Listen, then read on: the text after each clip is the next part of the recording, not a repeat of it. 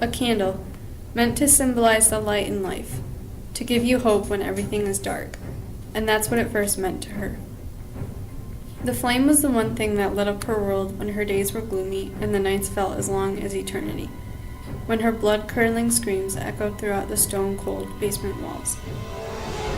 She would light a candle and sit alone in her dark, empty room and try to ward off the demons brought on by her father that would perch next to her, haunting her. She had never known what it was like to not flinch when there was the slightest move of a hand. At the raise of her peer's arm, all she conceived of was her father's fist, preparing to strike her. Like candles comforted her, liquor and booze comforted her father. Every night she could make out the sound of glass bottles shattering as her drunken father emptied one after another in just a few swigs. He would stumble drunkenly down the steps, shouting, "I'm going to kill you, you brat," over and over again. She would hide under her bed, pressing her cheek to the icy-like cement floor, holding her breath and choking down sobs so he wouldn't hear her. But cowering like a child never aided her. Her father would crouch down to her level and drag her out by her ankles and send blows to her face and shove his foot in her stomach so hard that she coughed up a thick, red liquid. But there was one specific day when she ignited a candle. As she admired it, she realized that it was trying to tell her something.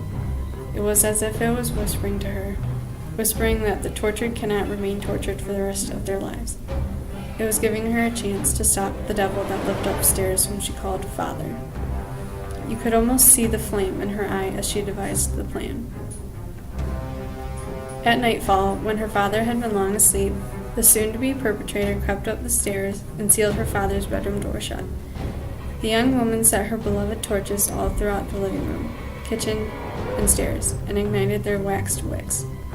With her silk nightgown flowing behind her, she tipped them all over and watched as the furniture became engulfed in flames.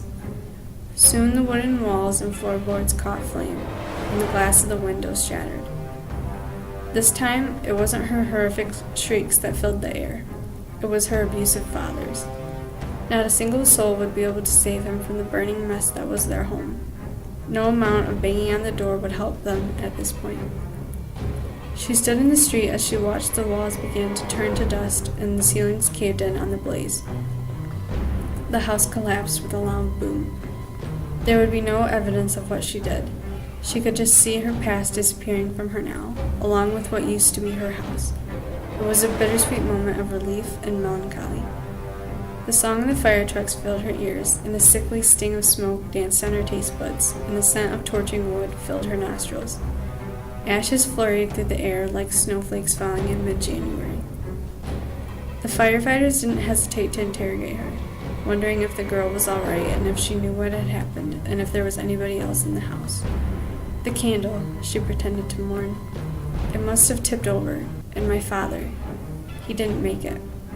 One of the men wrapped her in his arms and comforted her, though he didn't know she needed it.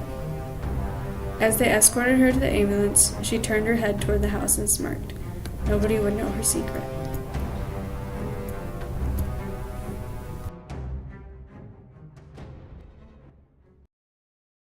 Created using Powtoon.